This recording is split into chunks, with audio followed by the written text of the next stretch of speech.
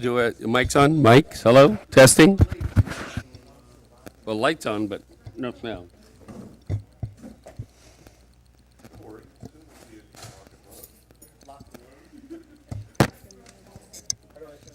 I don't know. Testing. Hello. There you go. You got it going. All right. I got another phone call today. Vince, you in the mood to lead us in the pledge? Sure. All right. If you would, please. Just stand up. If everybody please stand. I pledge allegiance to the flag of the United States of America and to the republic for which it stands, one nation, under God, indivisible, with liberty and justice for all. Thank you, Vince.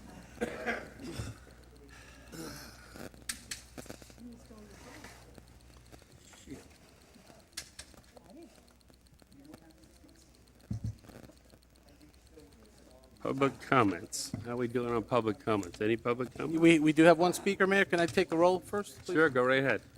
Councilmember Schroeder? Here. Councilmember Fisickelli? Here. Councilmember Jablonski? Here. Vice Mayor Bright Cruz? Here. Mayor McKay? Here. We have a quorum. Dude, it was set at 85. No, I was set at 73.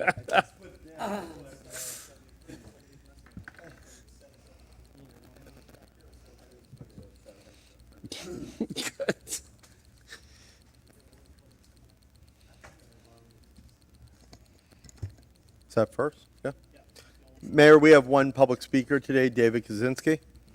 Okay, anybody else that would like to speak tonight in public comment, please fill out a form. It should be on the back table, and we'll be glad to let you speak.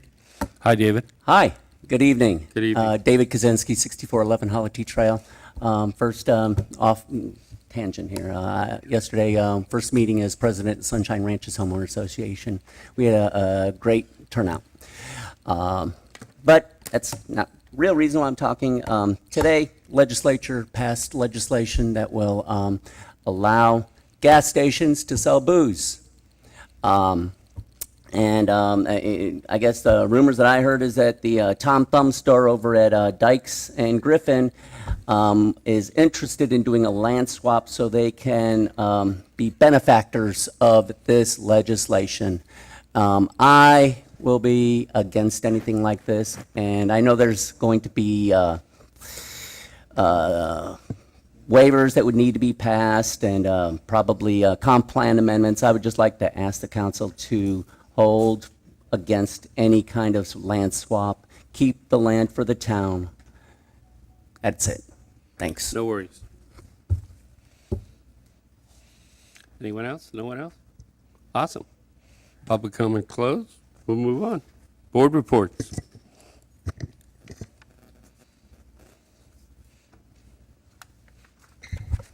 Noah Hollingsworth, 199th Avenue, Chair of the Comprehensive Plan Advisory Board. There's two things. One, the board has directed me to continue to ask you to give us the authority to review the implementing ordinances on the US 27 property. And I asked them if they wanted me to continue, and they said no until the council says yes or no to us. The other thing is that we did review the 5-acre parcel, and we passed two motions. One motion says that it is not to be sold, but if that the council desires to do something with it other than parkland, that a lease arrangement be made. That's the first one. And the second one is that I just went brain dead. Steve, you remember? I went brain dead for the first time. I must be getting old. Anyway, I don't remember. What it was designed for, Noel? What? What it was designed for? What plans you came up with? The covered arena? Yeah, that was it.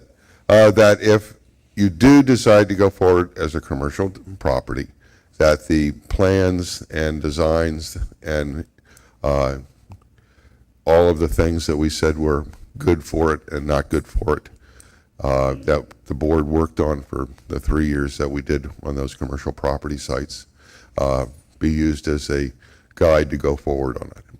So those are the two things that we did. And that's all for the board for this. So we have looked at the 5 acres, and you now have our report. Thank you. Thank you. Gate Chapels from the Parks Board. What we did was we made a motion to come back next month and review what the usage of the park, because it's been changed so much, and what they see in the park and what they think they would like to see in the park and what they think they would like to see with the 5 acres. But as far as development, they didn't seem real excited about it on the 5 acres. They had mentioned some other things. So I just felt rather than waste a lot of time as chair, I asked them to make a list of some of the things that they would like to see both on the 5 acres and the park, because they're kind of together, and what they would not want to see. But I will tell you, they definitely did not want to see a gas station or anything that was commercially oriented. In other words, they were thinking more like an arts and crafts type place or something like that, more country. So we'll see what they come up with at the end of the next meeting, and then I'll come back and let you know. As far as the parks are going, I don't really get up here and tell you much, because December does an in-depth report on every one of the parks and where we're at and what we're doing. So I know you read them, and if you have any questions, I'll be glad to answer them, but everything seems to be moving along smoothly. And all we need is a lot more money. So if you all have any money laying around, sweep it up and hand it to us, and we'll try to go after another park. Thank you. Newell Hollingsworth again. I got the addendum. I know what the second motion was. The second motion was that the property, the primary use that we believe it should be is like an equestrian center, a covered equestrian center for competition, be built on the parkland, and that the 5 acres be used for the parking as stabilized area. That was the second one. That a equestrian center, a covered competition grade equestrian center be built there. Thank you. Mr. Hartman. Bob Hartman, Chair of the Drainage. and Infrastructure Advisory Board. So we spent the last meeting hashing through this concept as well. And I think the consensus of our board is that this piece of property is a gem. It should have that big diamond in it, not a shopping center, not a fast food joint, not a gas station. This is a very special part of our town, and that it really either has to have something phenomenal done to it or leave it alone. I think we voted to leave it alone. The concept of the equestrian center that Doug mentioned, that Newell mentioned, that was George's idea. I mean, we talked about how we really wanted something special to go in there, and George started elaborating off the top of his head that some sort of an equestrian facility or something like Davies got, but newer, updated, more modern would be a great idea. But the general consensus was, unless it's great, leave it alone. Thank you. Thank you.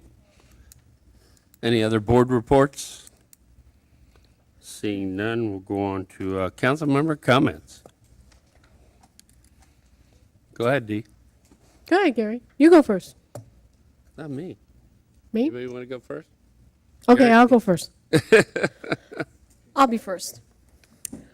There's been some articles in our newsletter that have been put out about identity theft, and I have to give a lot of the credit for the research and everything that went out to Sandy.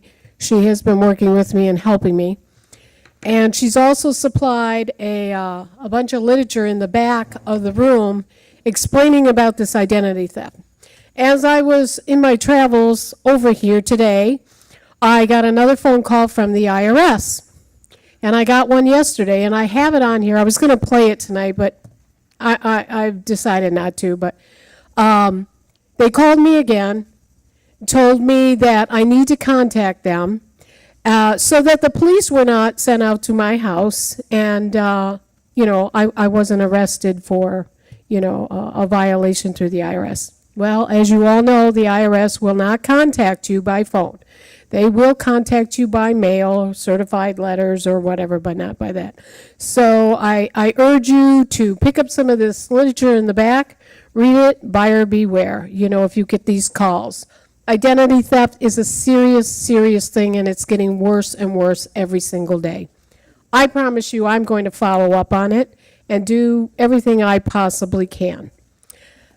The next thing I'd like to talk about is I did attend the Sunshine Ranch's homeowners meeting, and what I found very interesting is they had a guest speaker who was none other than our chair for our comprehensive planning board, Newell Hollingsworth, and if you're interested in your homeowners associations, whether you're watching this on TV or you're here, he gave a very nice presentation of what the board's functions are, how they operate, how many people are on there, and exactly what they do. In other words, pound everything out, as he put it, to make us look a little smarter and not fight so much on the camera. So I felt that was very informative, and it was really nice. So if you are interested, I'm sure Noel would accommodate you and come out and speak at your homeowners.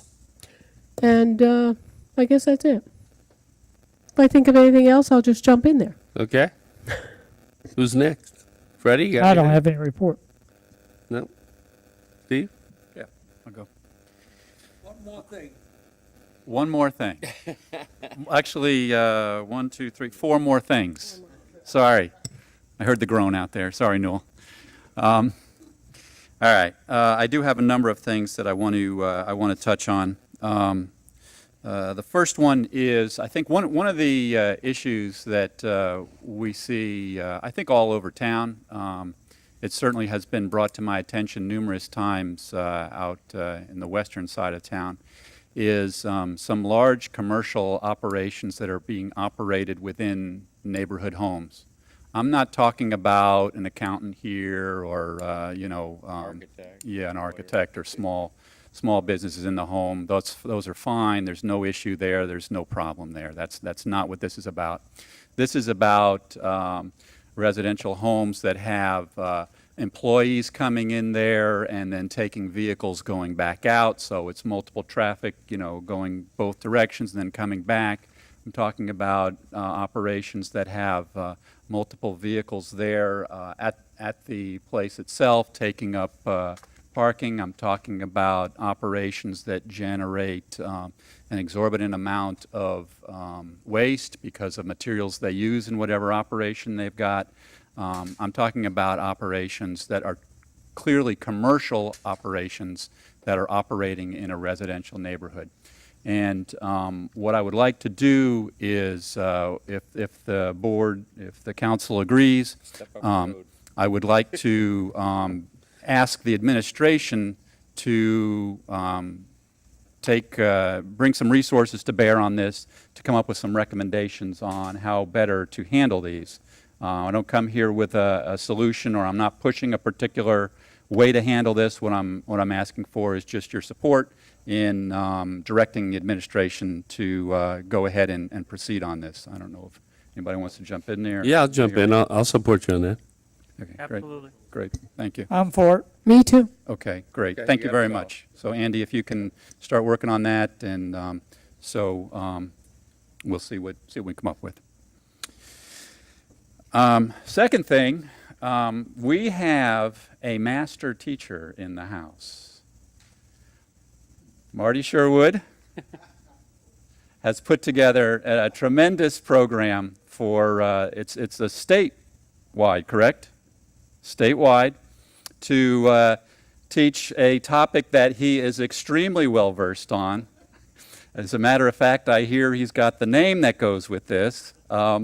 but he's now called Mr. Ethics. He wrote, seriously, he did a tremendous job. He was recognized by a state organization for doing the work, getting it done, the course done so quickly and so professionally, and was recognized for that on ethics in the accounting field in the state of Florida. Cool. So many folks will be learning from him. Thank you, Marty. Congratulations. Do you want to take 2 minutes? I say 2 minutes. There's no such I thing. know, there's no such You're thing. asking But him. if you want to take 2 minutes, because you will do a much better job of explaining exactly what this course is.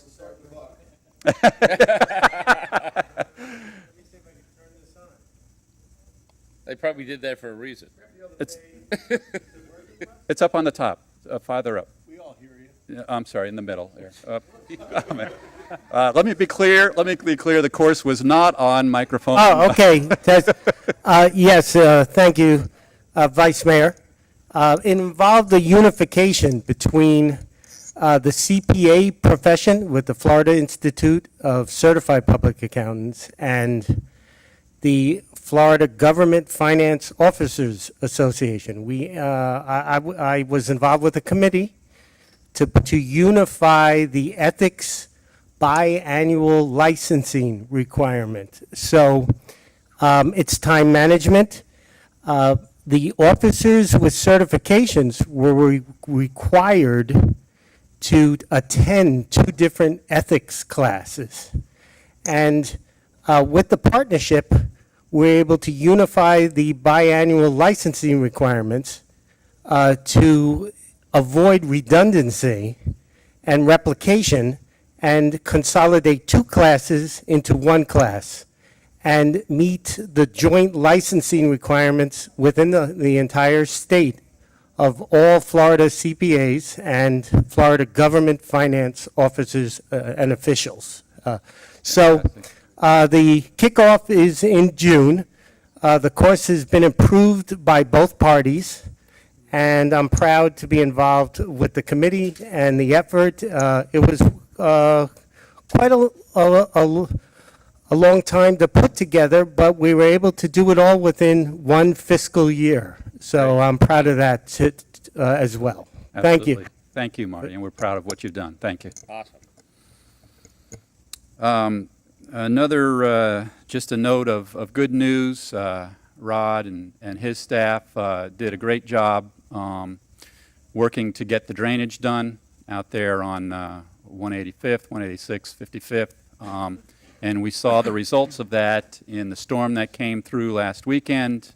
If you haven't seen the before and after pictures, it's a sight to behold. If you're not familiar with that, that was a major flood area. After the big storm, this go-round, it drained immediately. So it was outstanding job. The residents out there really see the difference. So thank you for all that was done for that. And everybody, I know it was a team effort, so thank you. And actually, I think I'll end it there. Thank you. Okay. Gary, I'll let you. My go. turn. Thank you. Okay, normally I'm the guy that's quick, to the point, and brief. No. You had 1 or 2 or 3. I got 1, 2, 3, 4, 5, 6, 7, 8, now about 12. All right. So fasten your seatbelt, folks. Okay, it's going to be an interesting ride. First thing I'd like to bring up is a request from the Education Advisory Committee. They want to expand their number from 8 to 9, and they have a willing volunteer by the name of Jennifer Montgomery. She lives in Rolling Oaks, right on 178th, and I'd like to, they asked me to bring this forward, and if the council approves, Good. you know, we can make I'm those- good. Okay. I'm good. It's good. Me too. Thank you. That was easy. That's one. Okay. Just want to announce that in May, we're going to be visited by Marty Kerr on the 25th. And any questions you may have, and they also are going to be here to help us with any homestead exemptions and things of that nature. So just wanted to make sure everybody knew that one for the record. And I'll be saying this a couple times. We have Hazmat in the Park, Household Hazardous Waste, coming up in July 8th. As a matter of fact, 8 to 2. Hopefully Broward County Sheriff will be there. Hazmat in the park, That's what it is. That's what it is. surrounded by alligator. Absolutely. You know, it's Rolling Oaks Park. You come in, you don't even have to get out of your car or truck. You know, they'll empty it out for you. It's great. Absolutely. And for the Rural Arts Board, we have the 5th Annual Photo Contest. The pictures are due by the 15th of July. Submit them in to see Sue at the front desk, and Susan, and she's also the staff liaison for that committee, so she can answer any questions that anybody may have. The application for the town scholarships is due, just FYI, due by the end of May for all the kids or mom and dads that are out there in TV land, and the application is on the website, on the town website. So if anybody's interested, they can fill that out. Another thing I just wanted to address is the earlier comment about a land swap. I think that's a rumor, and I'm not sure how that got started, but I can guarantee you that the first speed bump is my dead body. So I don't think that's a cause for concern. I think we can join in on this one. I don't think anybody up here is going to allow that to happen. So. Okay. Thank you. Yeah, I just wanted to address that, to put any of those rumors to rest, or anything like that. And as I understand it, the bill that passed for gas stations with liquor stores, I believe it's a square footage requirement of like 10,000 square feet or something like that, as opposed to acreage. So, and that probably is counting second story, type thing. So just need to consider that before that. One of the things I'd like to talk about is the task that we put before all the boards regarding the 5 acres that the town has out here by Green Meadow Sanctuary. One of the common threads that kept coming up over and over was, how can this be done mechanically with the council? And I explained to everybody that the town can sell that property. They only need 3 votes. That's it, 3 votes. And I said, I'm a no vote. I made that very clear at the very beginning, and went on. And the town can sell any of its properties, if they're not encumbered by any grant restriction or anything like that, with 3 votes, and 3 votes only. So, everybody was kind of amazed that it was that easy. And it really got to me thinking, especially after about the 8th advisory board meeting, where I was asked that kind of question in passing. And this is something I'd like everybody to consider up here for future, because it really got me thinking. I can be this staunch supporter of open spaces and all that, but 20 years from now, 15 years from now, when I'm, good Lord willing, I'll be out, watching the birds and the grass grow. But we all have expiration dates. We just don't know when it is. And so I'm trying to think of somehow to further that, where a future council can't, just because we've land banked it because we want open space, doesn't mean that somebody in the future isn't going to do that. So what I'm proposing, and this is strictly in the beginning, and there's a lot of water that's got to go under the bridge for this, is that we consider a charter amendment to our charter, where any land sale or land use to, let's say, commercial, be required to have 5 votes of the council, be a unanimous vote on something like that. And I'd love to hear your guys' thoughts on that. I mean, this is 18 months away before it would go. It would have to go before the voters on a referendum and all that. But it's the only way, after a lot of discussion, that I could think of that, that you could get out of the 3 vote easy spin, to do so. Why wouldn't you just convert it to a 4-vote supermajority rather than a unanimous? Make it as difficult as possible 20 years from now. Yeah, I actually think that's a great idea, and might even make it a little tougher to say 5 votes to bring it to a referendum to the town, so that it needs. Unfortunately, I invented that law, and the legislature shot me down and changed the law to prohibit the referendum side.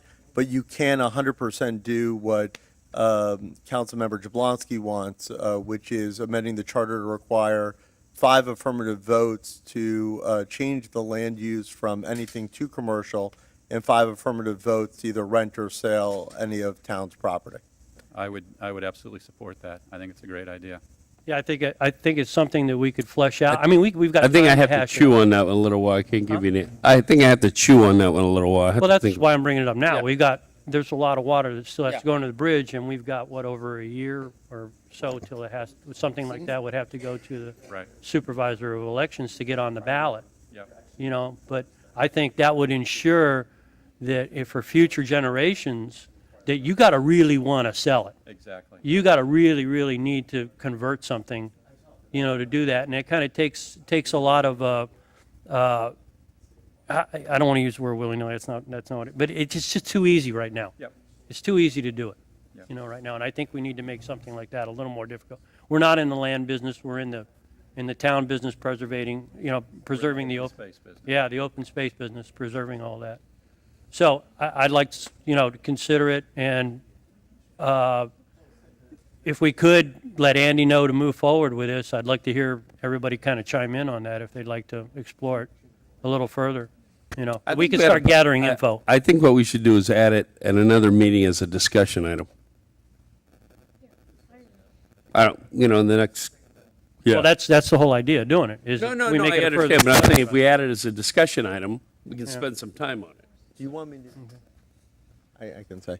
Councilmember Jablonski asked me before the meeting about this issue, and when I said what would require to prevent the town from having direct costs associated with it is to put something like that on the November 18 ballot. Right. To do that, it would require an ordinance of the town to seek to put it on the November 18 ballot. So the way to discuss it, if it's the will of the council, is I can draft the ordinance and would come before you for 2 readings, and that would be your discussion of the item. It either approves or not, and then at least you have substantial time to give it to the supervisor and you never run into an issue. What's your time frame to get it to the supervisor so it gets on the ballot with the window? With a large window? I It don't would want have to be June. Not crunch time. It would have to be June of 18 for them to have the question. June of 18. Correct. Yeah, we- Okay.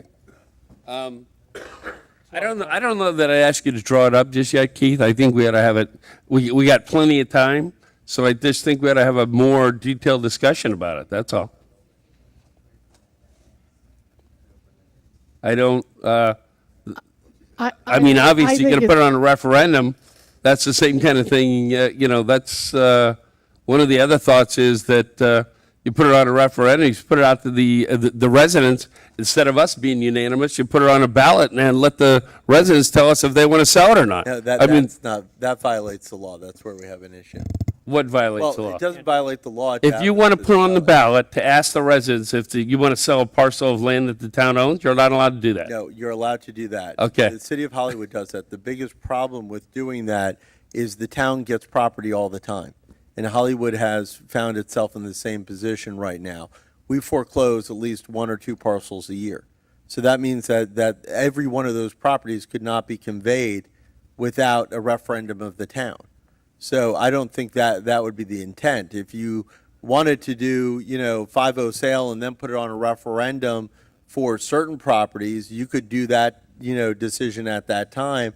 Or if you were saying now you want to do it for town properties bigger than X amount of acres or something of that nature, 5 acres or more, excluding the CCA site, you could do that. But I'm just saying I wouldn't do it just a carte blanche sale of property because you're going to be in a heap of issues if you do it that way. Why can't this be discussed a little further and maybe something put into our newsletter so that it goes out to the residents so that they can mull it over for a while and see what their input is and whatever their decision is, Yeah, but that's you it. can do all of that by bringing it back as an ordinance. I mean, you got a first reading and you got a second reading. Right. Yeah, but that's kind of forcing your hand a little bit, isn't it? After the first reading, you have no choice but to move forward on it, correct? No. You can shoot it down and not pass down it the anytime second you time, want. then it doesn't pass. Yep. Yeah. Yep. Yeah, I don't have a problem with, I don't know where we are in the schedule with the town newsletter to get a letter out, to where we can communicate to the residents and then have it on the agenda for the next meeting after they would get the newsletter. I certainly don't want to cut the residents out of the equation, but I would just as soon get this resolved as soon as we can. So I don't know what the schedule is. Yeah, the 10th or the 15th, I think So- Susan said is, So the 10th is the 10th. deadline to get into June, and that's usually delivered around the 1st of the month, maybe a little bit before. So if we put this on the agenda for the first meeting in June, we would be, I'm good with that. yeah, we would kind of cover that and make sure the residents were in the loop. So the way I understand it is I will draft an ordinance to be put on the June agenda, and I'll work with Andy to put it in the newsletter now.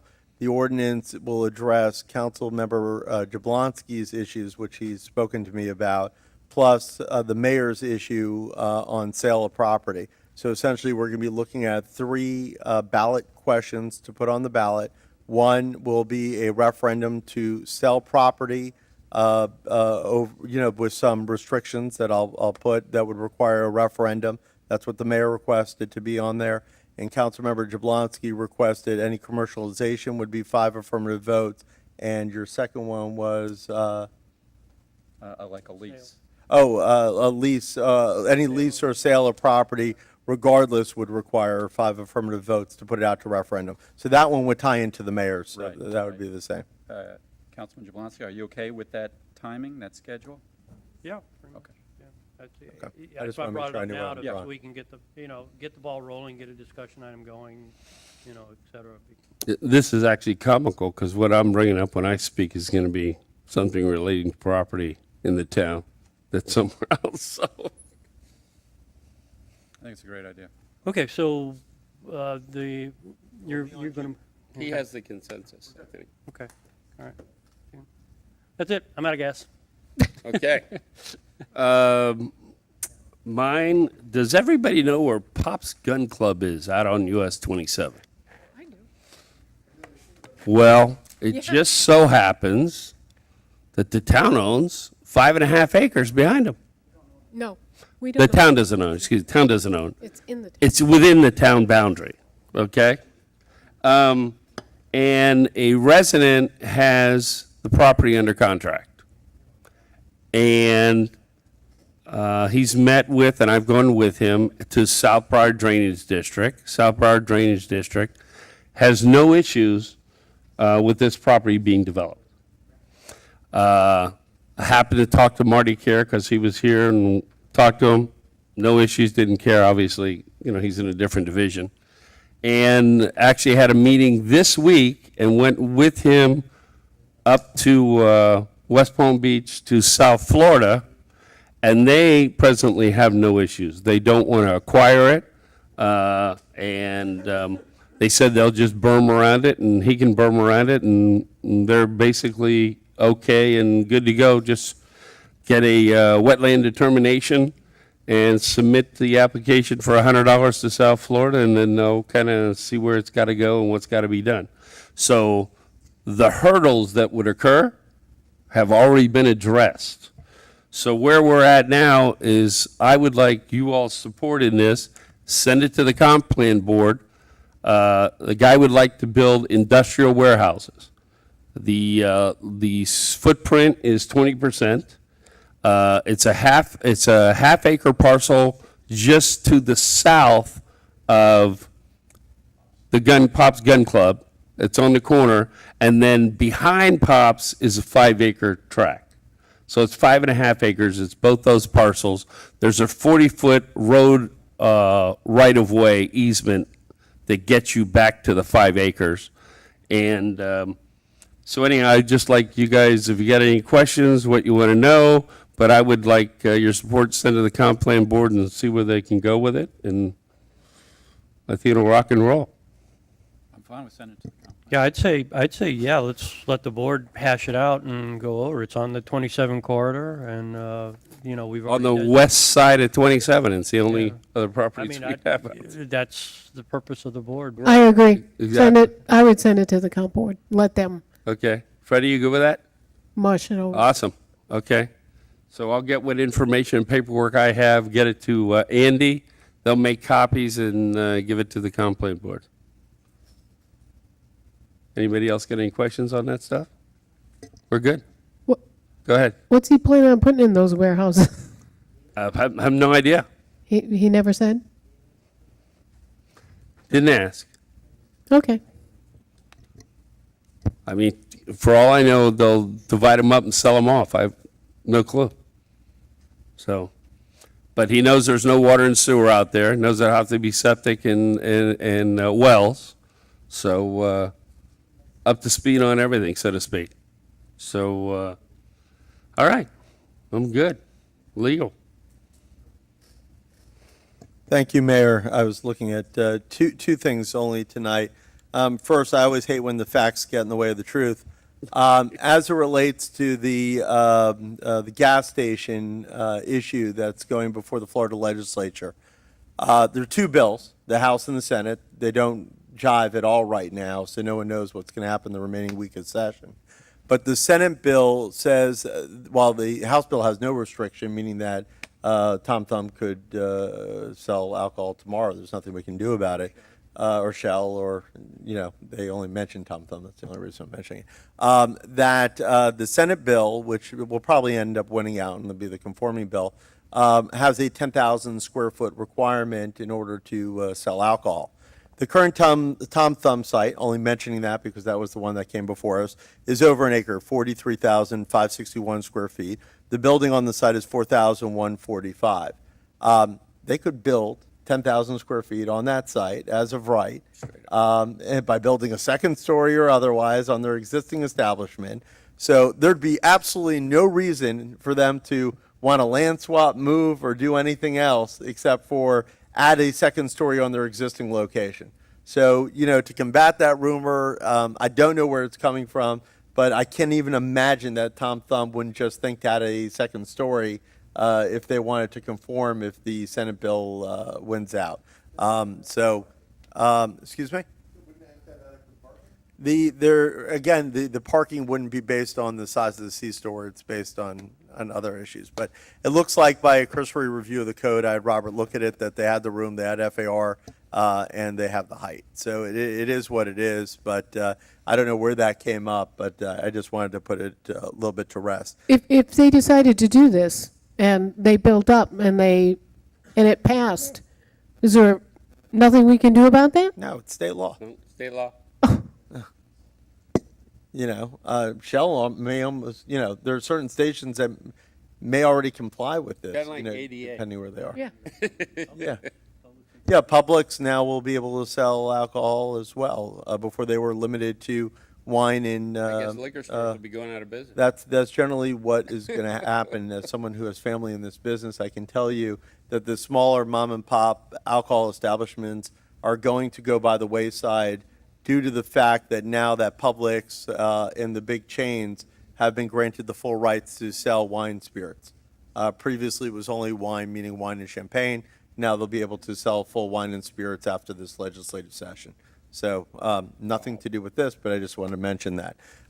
In other legal news, there was a small decision in the Pembroke Pines Correction Corporation of America Small, case, and that is the fourth DCA reversed the trial court's decision and found conclusively that Pembroke Pines manifested the intent to provide water and sewer to CCA. As a result, it will go back to the lower court at some point. They're all working their appellate motions now to try to get a rehearing and whatnot. I don't think that will occur. I don't think it's appealable to the Supreme Court of Florida. I don't think it will be appealable to the Supreme Court of the United States, even though I heard comments contrary at the Pines meeting the other day. I can tell you that after that, it will go back down to the trial court level. At this time, CCA will most likely request a jury trial itself, and it will be a trial on damages to CCA. Damages to CCA are twofold, in my opinion. One is they sold the property to the town, so their damages is the difference between how much they sold it to the town for and how much it would have been worth had it had water and sewer. That's damages one. Damages two is their lost profit for not having a correctional institution there for a considerable length of 40 time. years. 40 years. So, although CCA will never discuss damages or anything of that nature, if the bed rate was $68 a day per inmate, you had 2,500 inmates. It was a 40-year contract. You can do the math, and it's not little dollars that we're talking about. So it's going to be very interesting seeing how this goes in the future. Our case with Pines is has heated up because now it's going to trial. But with this decision in the books, gives very unique, new, interesting development, and I'm still of the propensity that I would hope that Pines will call at some point before it's too late for them and to discuss ways of amicably resolving its issues with the town and now resolving it with CCA, because they now have that problem as well. So we'll see what happens, and I'll continue to update you. One other thing that I want to mention outside of the CCA, the waste bid, and sorry, Andy, I just remembered I was supposed to touch on this. The waste bid came back in. The lowest responsible bidder was Waste Pro. No matter what, our waste collection fees are going to go up. Everyone knew that, I think, previously. Right now, we're working diligently with Waste Pro to figure out if there's a way to lower the potential impact on how much they go up based on their bid. One of the things that they're suggesting, and they suggested in the bid, and something that we responded to, that we were open to, but is that they're potentially wanting to look at dividing the town into 2 additional zones to make it from 3 to 5 zones, because by doing that for them, 3 to 6, Andy? Excuse me, 3 to 6 zones, because by doing that for them, they could have a crew here every single day, and that will save them, or Monday, Tuesday, Wednesday, and it will save them a substantial amount of money, which they potentially could pass on to us by not having to find other things for those crews to do when they're not within Southwest Ranches. Andy, if I'm saying it wrong, let me know. Yeah, the only thing I would add to that is that would allow them to have less trucks. So if they're going to be here every other week, they need a significant fleet, and then that fleet would be idled on the in-between weeks. With a smaller fleet and splitting the zones in half, they could collect the bulk in half the zone 1 week, and the second week, the other half of the zone. So that would keep a smaller fleet busy month-wide. They're taking a look at that to see if there'll be cost savings for us. The second part of the cost savings that we're exploring with them now, and we're hopeful that it will come back well, is the difference between carted waste removal and non-carted waste removal, meaning the trash bags or other bins, is de minimis at this time. I think it's like $3,000 or $6,000 difference. It's really minor. And when I said to Waste Pro, why is it so close in dollar amount between these two? And it's basically the startup cost for supplying the entire town with those big metal bins to utilize for trash collection.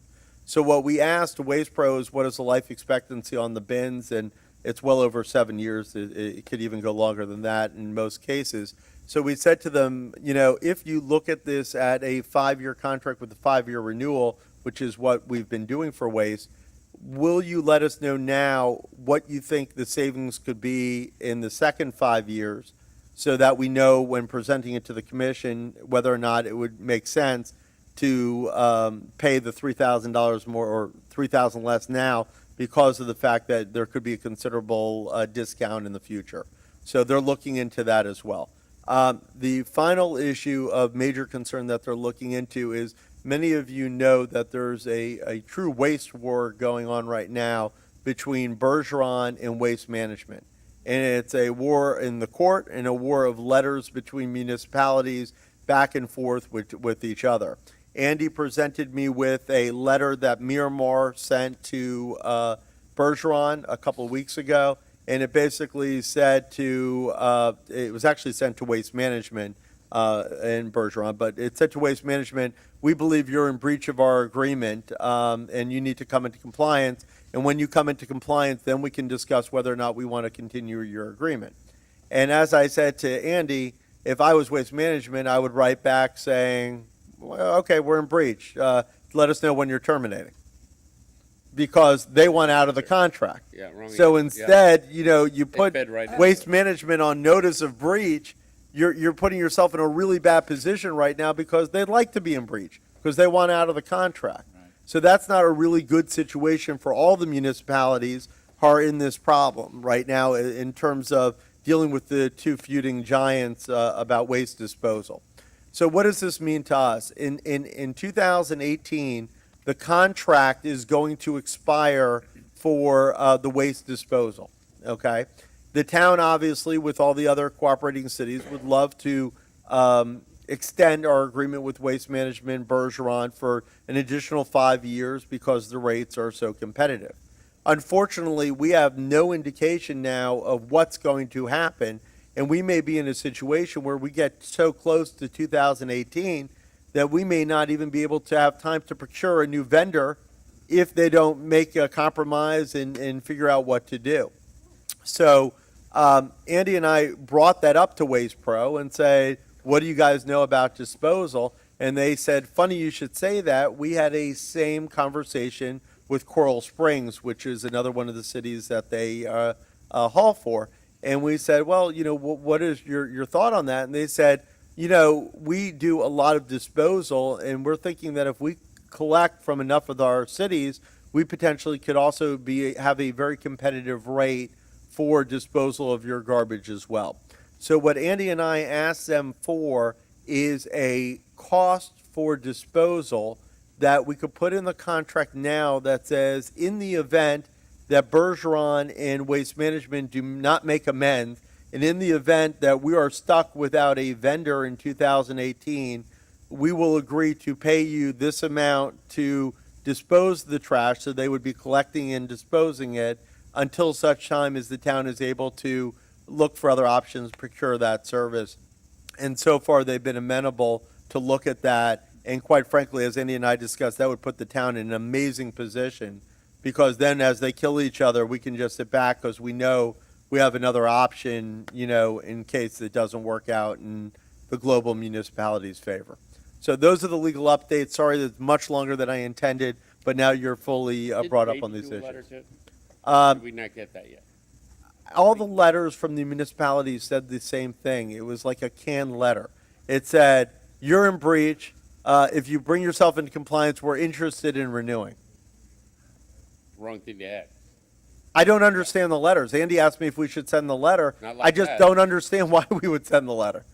You The know, letter- instead we send a letter, it should say, we're interested in renewing, you know, let us know. I said more so we need to know if they're interested in renewing. So I think we should send them a letter at some point that says, please be advised if you're interested in renewing this contract. Because that's actually what we care about, not whether or not, you know, they're in breach because, you know, the town of Southwest Ranches didn't put on its agenda approval of the transfer from Sun to Waste Management. You know, because Waste is probably breaching that on purpose, if you ask me. Because they're hopeful that the cities don't renew. So that's where we stand. I would tell you we have better pricing at the moment, and if we let it get back to one entity, they're going to name their price. Of course. But the other element of it is that we have some real issues with our current contract. So I would not be in favor of just renewing the contract. Well, We have to go I through a think negotiation. our problem is with collection, not disposal. I don't even It's think. collection. It's Right. collection. Collection's the one we're switching to Waste Pro. Right. So the disposal, I don't think anyone has problems because Right. no one knows Where what it goes. actually is Right. going on. Yeah.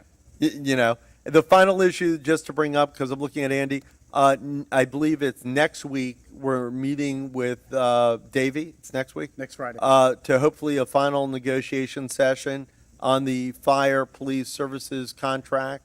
And then hopefully we'll bring it back to you at the meeting thereafter for your full review and consideration. So a lot going on, but all good right now. Okay. Andy? Thank you, Mayor. Keith, thank you for the contract updates. I can cross those items off my list over here, so I appreciate that. One is, as sorry as we were to see Applebee's close up shop and leave our location, I'm sure you're all enjoying the new pictures that they were kind enough to pass along to us that we've been able to add here in Chambers. Certainly a real nice feel. They did a good job of capturing the spirit of Southwest Ranches. We're very pleased to have added those photos here in council chambers. Andy, can you talk more into the mic, please? Yes, Gary. There you Thank go. you. And The actually, mic moves to you, you know that, right? Okay, yeah. Just thought I'd point it out. actually, I just have one other item. We were talking about Marty before, and we were talking about his Mr. Ethics title. Yeah. And I just want you to all know that before he was Mr. Ethics, he was Captain Vigilance. Marty monitors our contracts and our vendor deals like nobody I've ever seen before. And while I had this week, while I was doing your individual briefings, I purposely saved it for today so that I could do this certainly in front of the public and share that with you. But I have here a copy of a check for $23,000 that Marty had found on LGL on the commercial collections that had not been accounted for properly, and we weren't getting our franchise fees, and he was able to go back and look over a period of time, have them correct that, and they brought in a check to us of $23,000 that we weren't aware of, but Marty found. Marty, find me some money. Show me the money.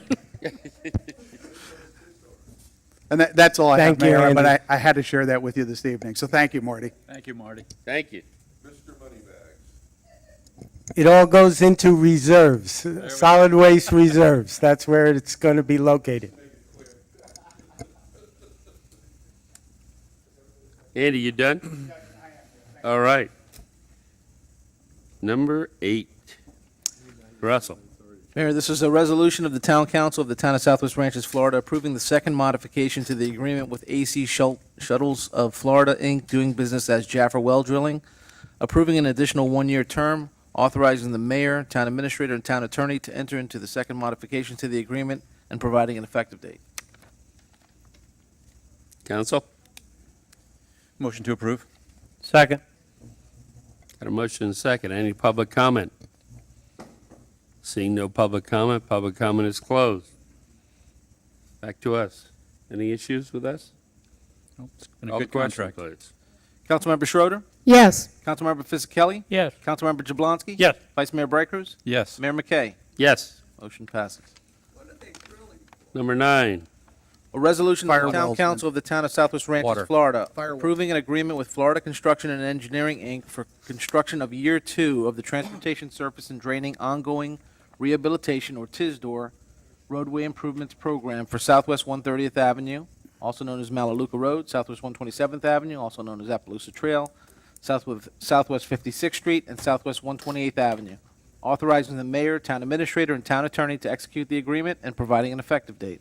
Okay, I'm going to pass Ma- this. yeah. Let me hold off 1 second and pass to Andy before you make a Yeah, motion. yeah, thank you, Mayor.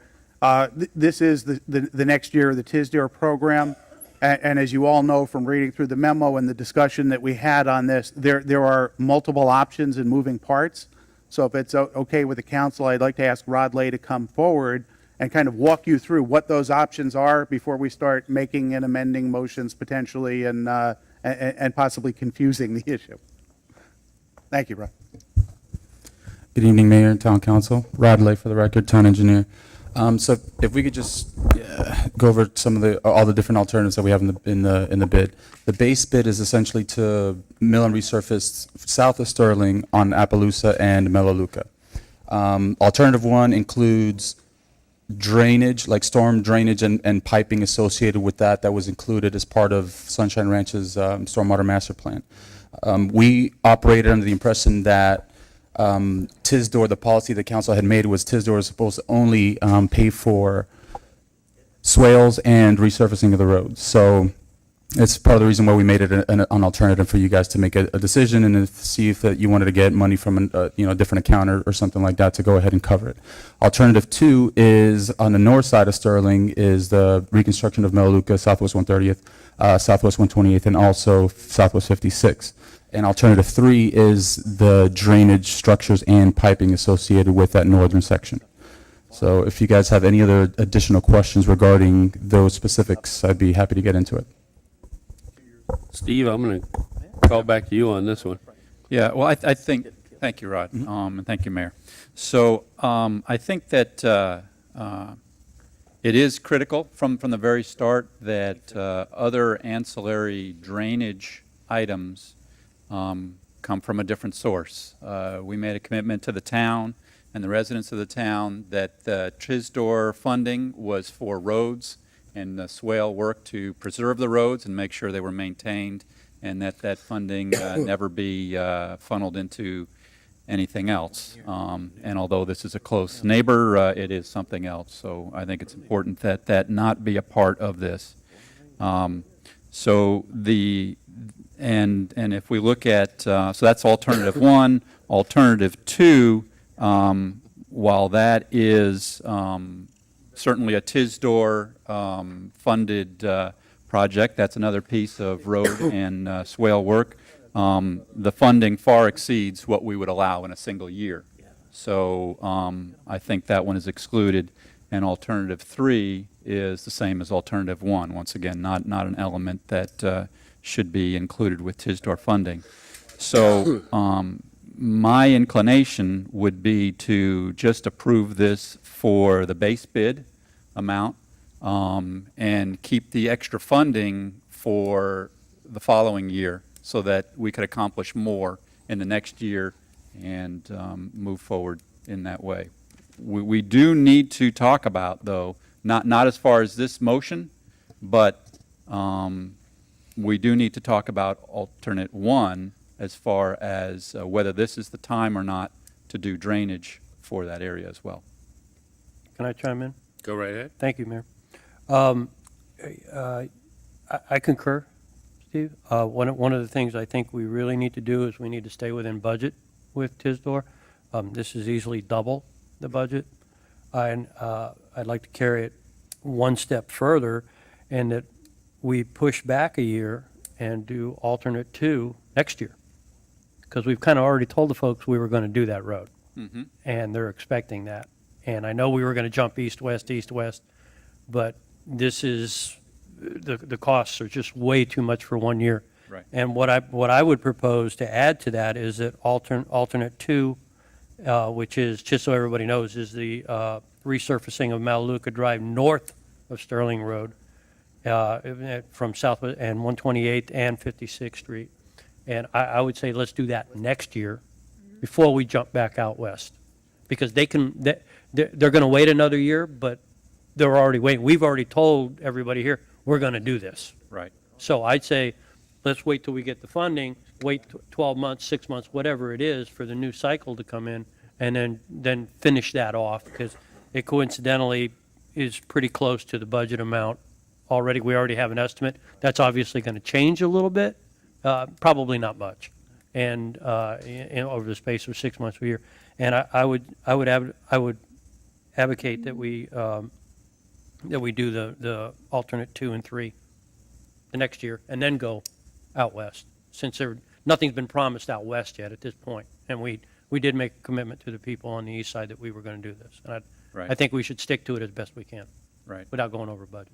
That's my thoughts. I agree with that. I'm sitting here wondering a question, and normally we kind of work this out, in administration, but let me just throw it out there. Put Rod back up there? Yeah. Thanks, Rod. Rod, so we're talking about putting this over two budget years because it far exceeds 1 budget year. What I'm wondering is what if we did this both pieces together next winter? So that we were not exceeding the Carrying it budget. over? Yeah, we were not exceeding the budget for either year. We basically almost banked this year's money and do both years at the same time with the funding of both. And maybe then, it works out better. We're not bringing them in, coming out, because I know we're actually startup costs. no double startup costs, and we're actually a little later into the process this year than I would like anyway. We're already coming up against the rainy season, so I just throw that out. I know you hadn't been, it's not something we briefed ahead of time to discuss, but I don't know if you want to think about it first, or if you have some thoughts on that. No, I think it's a valid point. It's something that we could definitely, from a construction standpoint, it makes perfect sense. From a project layout standpoint, it makes sense because we've already designed those road elements already. So the only thing I'd have a question for maybe Marty in procurement is to see if we went out to bid and it's essentially ready for award, but I guess it hasn't been approved through council. I don't know if we'd have to do something on the procurement side to not issue that contract. I don't know. But from an engineering standpoint, from a construction standpoint, I think it makes perfect sense. We might save a little bit of money on mobilization, stuff like that, but they usually break it down as far as a percentage of total cost anyways. But it'll be some savings, and it makes sense. To me, it's something that we could definitely do. I think I would lean towards that way. Yeah, it's September, October. I Right. mean, wherever it falls, Come right out of the rainy season, be ready to go, rock and roll, and, then complete the project that's- with a 2-year budget. Okay, but how far away would that be? Because maybe, just maybe, we can lock that contract in and agree to it and say, just don't start it till here. that's what I mean. Yeah, exactly. Well, That's what I'm saying. Just, basically say, listen. delay it 6 months. We want to wait till the rainy season's over, but we want to do both. Okay, so essentially award the contract, but issue a notice to proceed to start in And next just fiscal year, back it October, up. November, or something like that.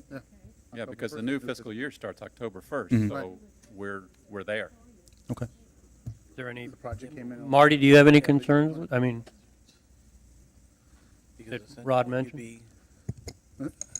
Not so much until to the award tonight. We would need to designate the 2-year commitment, though. In that budgetary aspect in mind, we could just commit for the amount of funding available for the alternate one, the direction I'm hearing tonight, as well as the base bid.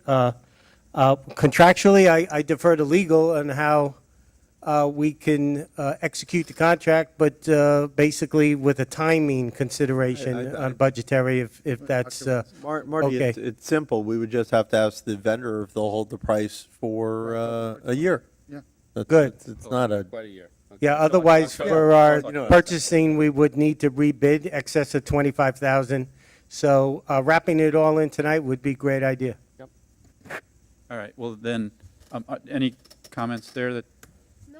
Okay, so then I would like to make a motion that we approve this for the base bid and for alternate 2, not to commence prior to October 1st, and that this would be used from funding both for the 2017 and 2018 TISDOR budget dollars.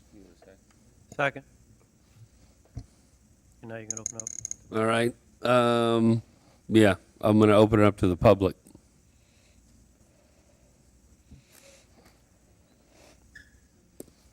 Bob Hartman, Chair of the Drainage Committee. One of the reasons we were trying to go back and forth was to distribute this work and costs and everything somewhat evenly.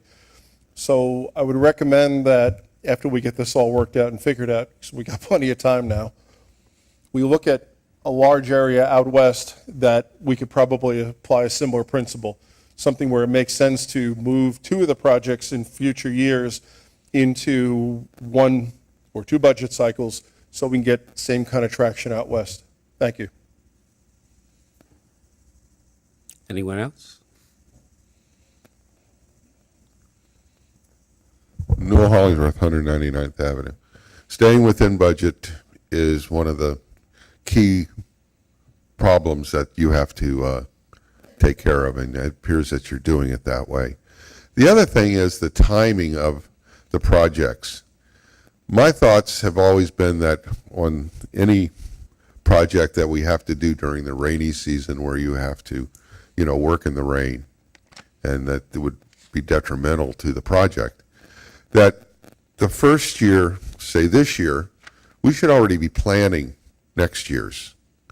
And so when October comes around in the new budget season, we can actually, the day after, put it out for bid, and then come January, when it's nice and dry, we can start to work on it, or February, and have it done before the rainy season come, which is this time of year. And here we are this year, 7 months into our fiscal year, just now approving the budget, the contractor to start the work, which would be right in the middle of the rainy season for this year, when all of this should have been done before last year. So when October 1st came, it could hit the streets, and we could then in January award it, and the work can be done. So I'd like for the council to give direction that this is the way it should go in the future. So all of our paving and stuff is done during the dry season instead of when the road is underwater. Thank you. Go right ahead. Thanks. Yeah, that actually, I've had that conversation with Rod and with Andy. That's a very specific conversation. And there was, this a learning curve this year around, so we're a little bit behind schedule. But what Rod is going to be doing is actually putting together a schedule of when each event needs to take place so that we will get on the schedule exactly as you described it, Newell, and as I would prefer to see it. Yeah, really, so that we begin, the goal is to begin the paving on about February 1st. That's really the goal for the way it was originally set up. And what that does, the reason why February 1st is because the majority of our funding, our actual dollar, comes into the town at the end of the year or in January. So that way we get our funding, February 1st, we start the work, boom, it's done. This year was a little bit of a learning curve, first year to go through this process in this way. So, but I think actually the way we're talking about here should be a great way to get us back on the schedule that we want to be on, because we will be doing the second half of this project in January, February, if not sooner than that. So that'll get us back on schedule, and we should be in good shape. Awesome. All right, we've got a first and a second. We've got a modified motion that you heard from Steve. And I have it, yep. Okay, so if you want to, Keith, does he need to read that again and then? No, it's okay. Okay, then just call the question. Just recall, this is all going to be subject to vendor approval. If the vendor doesn't approve it, we'll have to come I'm back. sure they will, but yeah.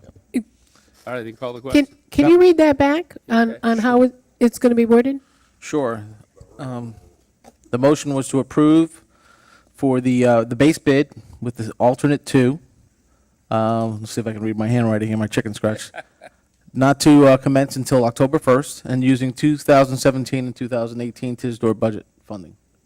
Is that in essence what the motion was? Yeah, right, yep. Okay. All right, you good? That's it. I'm good. Okay, call the question, please. Councilmember Schroeder? Yes. Councilmember Fisickelli? Yes. Councilmember Jablonski? Yes. Vice Mayor Brikers? Yes. Mayor McKay? Yes. Motion passes. All right. Next, number 10. This is a resolution of the Town Council of the Town of Southwest Ranches, Florida, approving a proposal in the amount of $30,147.00 for public right-of-way tree pruning for prestige property maintenance and providing an effective date. Gentlemen? Yeah, let me start. I had a question for Andy. Did you get the answer to that, the 208 question versus 188? I have not, because December had been out of town and Got it. just got I here knew that prior was to the the meeting tonight. But I think you can ask her. Okay, very Deke, if good. you could come to the mic, just a quick question. On your tree pruning, it goes, priority 2 goes from Griffin Flamingo Road to Southwest 188th. My question is, how come it didn't go all the way out to 208?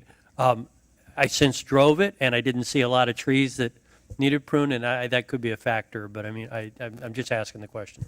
The landscaping that we maintain only extends to 188th on the south side of the road. Everything that's on the south side of the road west of 188th is owned by, even if there's right of way, it's maintained by the homeowners. But we improved to 188th with the widening project. Good That make answer. sense? Good answer. Thank you. That answered it. Okay. I'll make a motion to approve. Second. You good? I'm going to call the question. Okay. We gotta do the Public comment?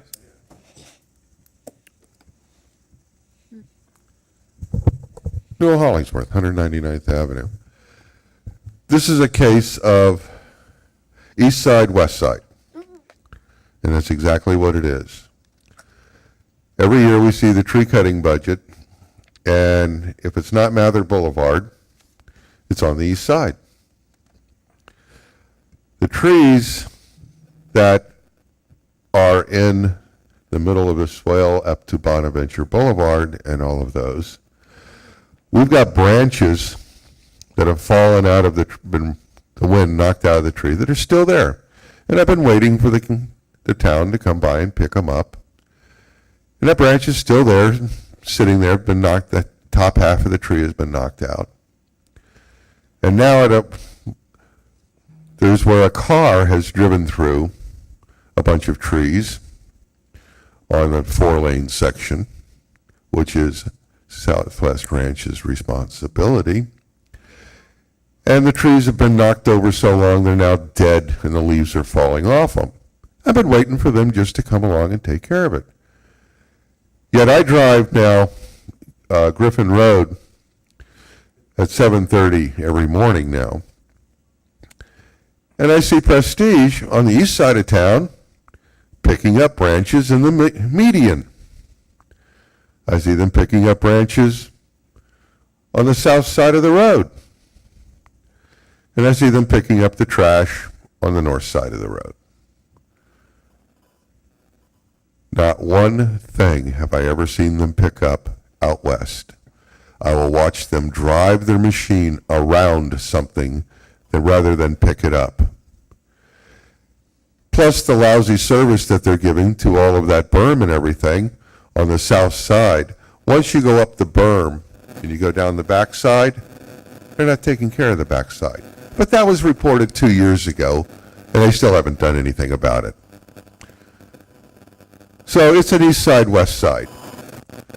And what you're now doing is tree trimming again on the east side, where all of the money always goes, except unless it's Mather Boulevard.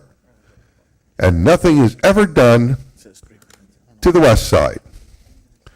I see that as sort of prejudicial, and I'd sure like to see it changed. Thank you. Any additional public comment? Seeing none, public comment closed. Back to us. Call the question. Let me make one. Go ahead. One comment. It wasn't too bad. While I don't subscribe to the comments that were just made, I don't really see this as an east side, west side issue.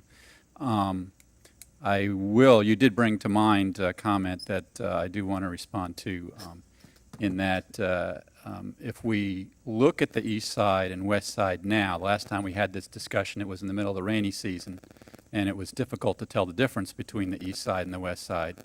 If we look at the east side versus the west side median on Griffin Road now, there's a huge difference. This side is nice and green because it has a sprinkler going and everything is happening here.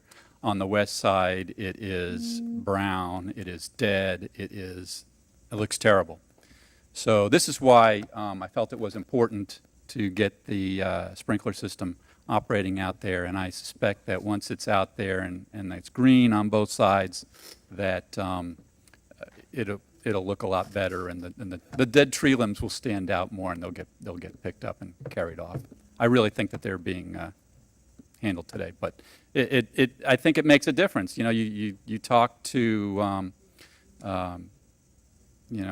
the police or whatever, it's the broken window syndrome, that when something is not maintained, it accumulates bad things. So that's why it's important to maintain on the other side. We're working on that. We've got the funding for it. I'm excited about it.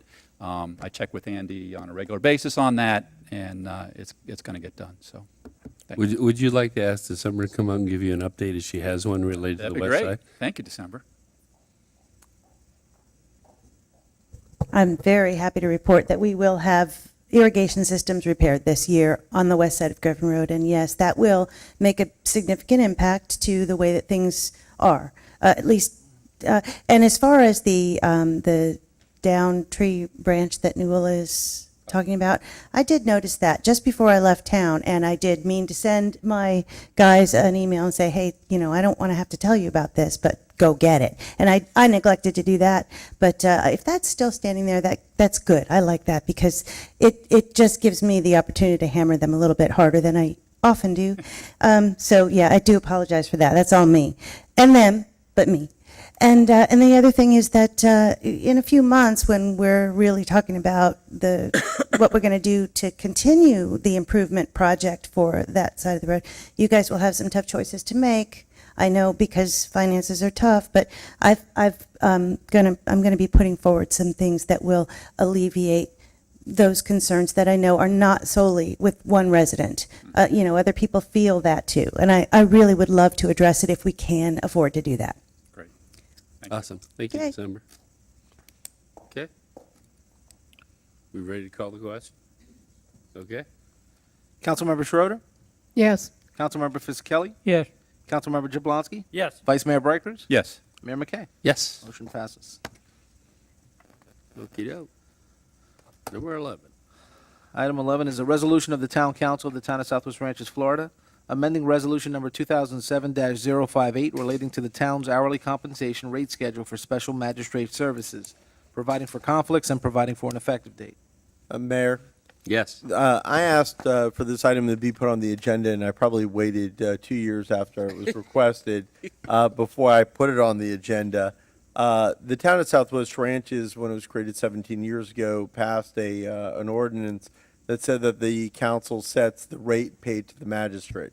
The magistrate's fees are spread out over all the cases, and that's how they get an administrative fee, which is paid. So it's not the town that's coming out of pocket. It's for the processing of all the cases that are before them. At this time, 17 years later, we did one small increase in 2007, and I think the last 10 years, we've had no increase on the rate for the magistrate. Their malpractice insurance have gone up. We're not like the other cities that have a lot of cases 3 times a week, so they keep coming. So because of that, it's not even easy when Gene's not around to get someone to fill in, because they're like, come on, I'm not coming out there. So I was asked to increase it to the minimum amount that I get, and I felt it was fair, so we're bringing it for you for your consideration. The hope is by having this, Gene's not going to be doing this forever, that we'll actually be able to find other people willing to service that role in town. Motion to approve. Second. All right. Any public comment? Seeing no public comment, public comment is closed. Anybody else have any issues related to this? We all good? Call the question. Yes. Councilmember Fisickelli? Yes. Councilmember Jablonski? Yes. Vice Mayor Brighters? Yes. Mayor McKay? Yes. Motion passes. Okay. 12. 12 is a resolution of the Town Council of the Town of Southwest Ranches, Florida, approving the purchase and installation of playground safety surfacing material for the Sunshine Ranches Equestrian and Country Estates Fishing Hole Park from A&A Playgrounds for an amount not to exceed $21,000 and providing an effective date. Motion to approve. Second. All right. December, would you come up? I've got a question or two. How was your vacation, first of all? Thank you for asking. It was great. Awesome. Great. Why wouldn't we use the red rubber pellets or whatever related to that? I know it might be a little more expensive, but it doesn't dissipate and go away. So explain to me kind of why we're using mulch instead of that. Well, first of all, I do a lot of classes and education and outreach with other cities and how these things perform for me. And that's always something that I've looked at. But we did, at one point, it's like, you made a choice to put in the hardwood flooring versus the tile. So now whenever you have to do repair or maintenance, those are the kind of things that you're looking at. So back in 2005, when we originally did the equestrian park playground, we put in this engineered wood fiber, and that was based upon cost. What we can afford, the most that we can afford, and something that was selected and chosen for its looks, for its performance, for its maintainability. So, and I watch the market very carefully, and I go visit other playgrounds to see how other places perform. So loose fill surfacing material like wood fiber or mulch all do dissipate. They all do have to be raked and placed, made sure that they stay in place. And there are some benefits of one over the other. The benefit of the engineered wood fiber is that it's real easy to replace. I can spot, I can get a little bit of it almost any time. What I need to replace now at the equestrian park is a lot. And what I need to replace even at the fishing hole park that we just did a couple of years ago is even more. So it's been since 2005 since we did a full fill job out there, and I've only spot replaced on 2 or 3 occasions at Equestrian Park. In order to, put a whole new kind of surfacing in there, we would need a lot more. It's a little bit more expensive per cubic yard. It's a product that hasn't been tried and proven, and what we've got out there now, when it needs to be replaced, you don't go out there and see, you don't necessarily notice that it needs to be replaced. I know that it does, and those who know how to do the inspections on the playground do. But So how often are we, what's the normal, what we're doing right now as far as replenishing? How long should that last us? 2 or 3 years? We've never done what's normal or what's required. Well, But, that's why we don't have the money. Right, exactly. That's right. And we have done our best, but, ultimately, yeah, there would be a complete turnover of loose fill surfacing material, regardless of what kind it is, every 5 years or so. Yeah, so we've filled in, and what we're going to do, what I have planned to do with this is I'm going to take the majority of the funding and put loose fill surfacing material where it's really low at the equestrian park, and then I'm going to take and fill in spots in the critical zones in the Country Estates Fishing Hole Park with, Is this like the big truck that comes out with it and they blow it in? this mean, will yeah. likely be blown in, yes. Okay. I've spot filled before where they came and they did a dump truck in a little loader, and that is equally as effective. You got to get it, Right. in there to a certain depth and then compact it down. And Okay. Anyone else have any questions up here of this? Dee? I do. I want to know, have we looked into anything else? I have some of the rubber in my beds, and there's no upkeep to it. It's still there. It's been there for years and years. It's never gone away. Even if something like that cost us a little bit more, in the long run, it's still going to save us money. There's manpower involved, machineries. I mean, there's a process in putting that in. Even the artificial turf, spoke to somebody up in Davie, and they had, for Vista View, had considered at one time this foam stuff. It's like the stuff that the kids play with, only it's commercial grade and it's put down, but it deteriorates very quickly. It cracks, it peels up, it's not good. So they opted to put the artificial turf. If this does go bad, they can cut out a section and throw a new one in. Now, I don't know what is underneath there. I didn't get into all that. But is this something that we can look into or check into? I would so love to, but if you go to Vista View, and I would recommend, if you have an interest in this, there are a lot of playgrounds close by. I've gone to the mall, and you can see, where the trouble spots are going to be. So, on the artificial turf, first of all, it's a lovely surface, and that playground is covered with shade. So it's nice and cool under there, and you go under, and it feels like a little oasis, and it's very soft under your shoes, and kids can run around. What's underneath it are layers of thickness of soft material, because that type of material is called, it's unitary. It's all one piece, or it's pieces that are stuck together, as opposed to a loose fill. And the seams are the problem spots, and wherever a seam is on an entrance or exit to a playground component, that's where problems happen.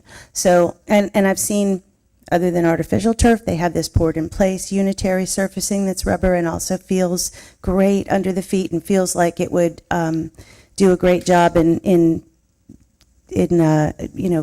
dissipating the force of a head trauma. So that's what this is all about. This is about keeping kids, keppies, safe when they fall, as they do. Loose fill surfacing material is considered to be the best at that, at the correct depth. With rubber mulch, you don't need as much depth, but it's more expensive to install per cubic yard or, per unit. And I don't know that what you have is the same as what I would buy. It's not like all mulch is not equal. All wooden mulch is not equal. All rubber mulch is not equal. But I don't know if you guys remember, but in the application closest to what I can imagine that we would see, where Davie had some loose fill rubber mulch in some areas over in their Oak Hill Equestrian Center, that stuff was so hot.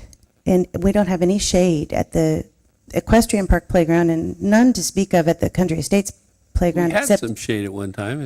Well, it's over the play stuff, though. It's over the play equipment. Yeah, not the whole place. It's not over the mulch, and that's Right. 10,000 square feet of mulch. So whatever, and what causes this stuff besides water and wind and, weather, what causes this stuff to move is people moving upon it in droves over, a certain area, up to the stairs, under the swings. This stuff moves around quite a bit. And I don't know if it's equivalent to what you've experienced, which has looked like it stayed great. Well, it's just in a flower bed, so it's really not getting walked on, and it was a bigger grade, but they do make a smaller grade.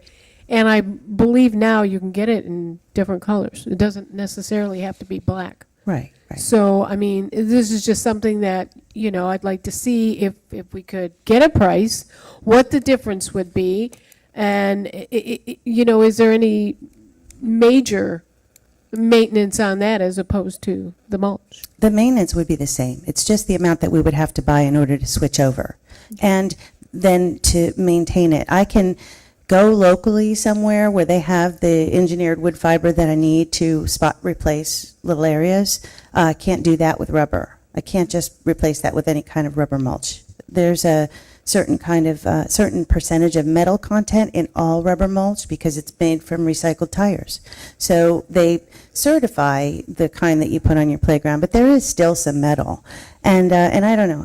Yes, I would be glad to research the price, but I do have some concerns that we budgeted for this. I only searched the price for this. If I had budgeted for loose fill rubber, it would have probably been a higher. I would have asked you for more money this year to do that because I really want to get the levels back up where they need to be. And I'm not even getting, If we approve this tonight, how soon will that get done? 2 weeks. Well, get done in 2 weeks. If we approve it tonight, if you approve it tonight, It'll be done in the next 30 days. then my contractor, the A&A Playgrounds, the guy who's local, he said that he can get it to me in 2 weeks. Okay. It does sometimes take longer, though, and I do have a concern about that. I guess my thought would be then, we'll go ahead and move forward with this, but I guess in the future, before we do this again, let's look at other options. I'll provide you guys with information. I will ask for information. Yeah, you don't have to even do it if we right go away, forward but with I mean, this. obviously, if we're moving forward with this, you're getting it done. We've addressed the issue and the problem moving forward, but before we throw money at it again, let's have some other price on some other options, whether it's artificial turf or, that particle stuff or whatever. I don't know what's out there on the market related to it, but we were just thinking there was some that might last a little longer. That's all. Anybody Longer? else have any questions over here? 11 years. Okay. I think we're good. I think we're good. Thank you. Thanks. Any public comment on this? Seeing none, public comment closed. Call the question, please. Yes. Councilmember Fisickelli? Yes. Councilmember Jablonski? Yes. Vice Mayor Bright Cruz? Yes. Mayor McKay? Yes.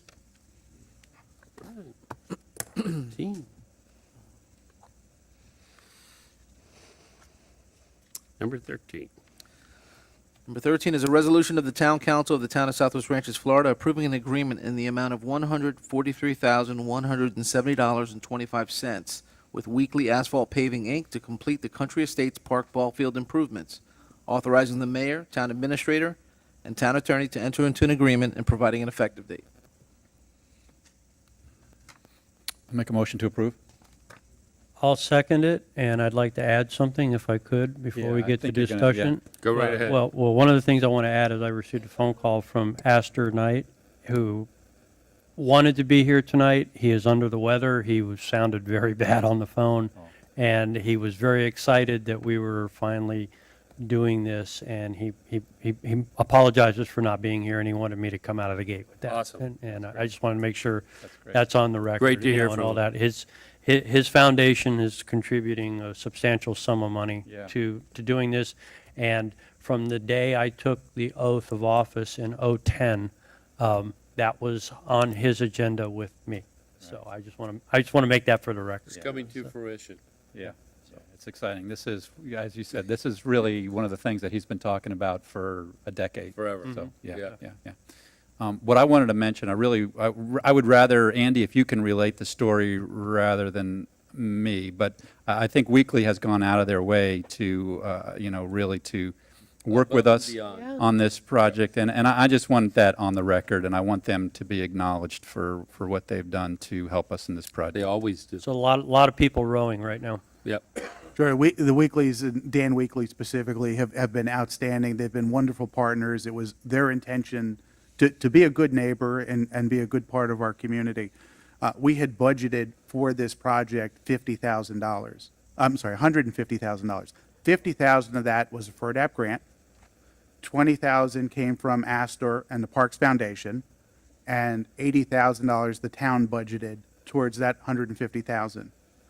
Of the $150,000, we've spent about $7,000 on design and some of the preliminary work that needed to be done. We went out to bid on this project, and the one bid that we got back was from the Weeklies, and it was for $160,000. Well, we had budgeted, as I said before, we budgeted 150. We had 143 left in that puddle of money, and so we had a problem.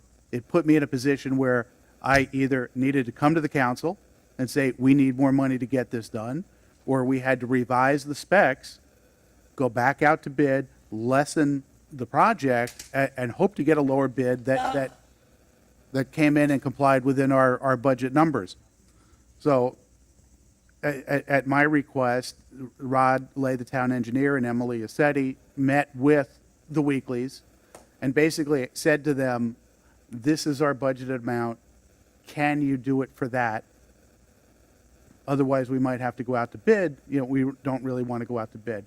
And I was hopeful that they'd get to the $150,000, which we had originally budgeted, because certainly within that budget, we could try to find some money to offset the design cost. The Weeklies stepped up above and beyond where I was hoping they would go to the 150 and went to the 143. So they complied with our request so that we're able to move this project forward, keep it on time, keep it on target, keep it within budget. The only thing that we had to agree to is if Dan Weekly would go out there and run the equipment himself on a Saturday, because Dan enjoys running the equipment. And so he wanted to know if he could go out there and run the equipment and work on this job himself. And we said, absolutely. We're happy to have him. So, certainly from this standpoint, we're very happy to bring this item forward for council approval and not ask you for an additional nickel beyond what's been budgeted. Awesome. Fantastic. Thank you. Awesome. Great stuff. Thank you. Any public comment?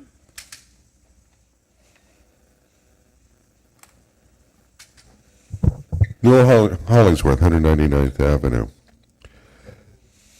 The numbers that are written down in your packet don't add up at all, especially the way they're done. I spoke with Councilmember Chipolowski, and he explained it one way, but I'm still going to go through it because this here is terrible. First, take a look at the title, which is in the agenda, and you've got a number that says it's 143,170.25. Now go to page 98 of 123 for the fiscal impact analysis. And I want to go through this with you the way I read it, because I read it exactly the way it's set up. The town budgeted $150,000 in this year's town budget, period. The town was awarded a $50,000 Florida Recreation grant. And Astor Knight Parks Foundation donated $20,000. You read it that way, it's $220,000. Then we had the costs, $6,829.75, and the project completion is $143,172.25, for a total of $150,000, $2. Now, two questions come to mind. One, where's the other $69,998 being spent? I'd like to finish. Go ahead. Or two, where's the budget adjustment for the $2?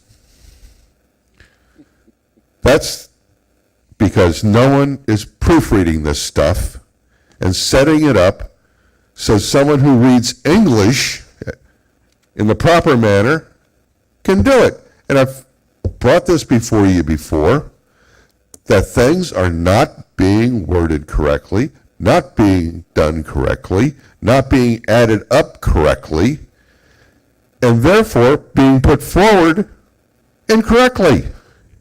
We'll have Marty fix it. So whoever's writing this and doing this is doing it wrong. And I, as a regular citizen, take a look at these numbers and I add them on my little pocket calculator. And I come up, okay, where's the budget adjustment for $2? Or even worse, Enough. what are you enough. spending this $70,000 on? Okay, enough. Thank you. Bye. Thanks. Anyone else? Go ahead. Mike Hanley, 205 Avenue. Come on up to the mic, Mike. We spend a lot of money on toys and playgrounds and mulch and stuff. When are you going to build a tennis court for adults? I don't think it's anywhere on, I haven't seen one on the maps anywhere. We sure got a lot of toys for kids. What about the big kids? Don't What's you a have, tennis hold on. court? Don't you have enough property to build your own? No. Oh. Do you? Yeah, I'll actually, come to your house and play. I actually do, but I don't play tennis. Doesn't look like too many people do. Thanks, Mike. All right. Public comment is closed. We do have a motion in a second. Call the question. Councilmember Schroeder? Is this before or after the $2 mistake? For the Yeah. record, it's the Scribner's. I vote for the apologize. lower amount, yes. Councilmember Fisickelli? Yes. Councilmember Jablonski? Absolutely, yes. Vice Mayor Bright Cruz? Yes. Mayor McKay? Yes. Motion passes. Approval of minutes. Where's Debbie Green? It's in the staff report. It's not in the budget. Any input on approval of minutes? Here's what happened. Look, Thanks for coming. Rod put that figure in that figure. It should have been 0. I'll make a motion to approve. Second. Okay. Any public comment on the minutes? Seeing no public comment, closed. Call the question, please. Councilmember Schroeder? Yes. Councilmember Fisickelli? Yes. Councilmember Jablonski? Yes. Vice Mayor Bright Cruz? Yes. Mayor McKay? Yes. Motion passes. Motion to adjourn. Okay. Sounds like a plan. Ooh, chilly.